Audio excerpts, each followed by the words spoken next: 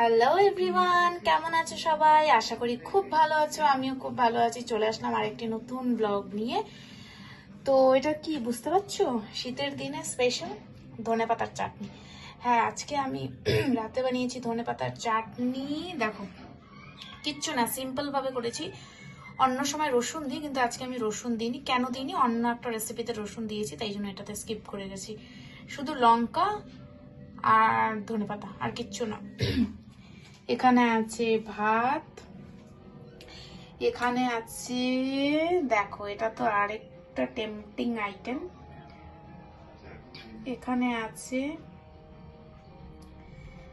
আমার gas gas gas gas gas gas gas কি বেগুন পোড়া, টমেটো পোড়া, কাঁচা তেল দিয়েছি এর মধ্যে।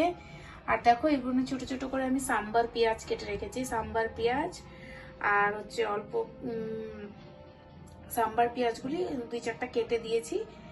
হ্যাঁ, নুন দিয়ে কাঁচা তেল দিয়ে এর মধ্যে যখন পুড়িয়েছি তখন কাঁচা লঙ্কা রসুনটাও পুড়িয়ে নিয়েছি সাথে।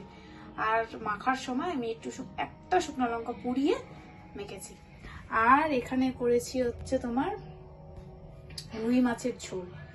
তো রুই মাছের ঝোলটা আজকে আমি করেছি, ধনে পাতাটা বেটেছিলাম না, ওটা একটুখানি দিয়েছি এর মধ্যে যাতে কিনা সেন্টটা ভালো আসে। দেখো, আলু দিয়ে অল্প ফুলকপি ছিল, ফুলকপি দিয়ে আমি আজকে রুই মাছের ঝোলটা করেছি। তো তোমাদের কেমন লাগলো আমার আজকের মেনু আমাকে কিন্তু কমেন্ট করে জানাবে।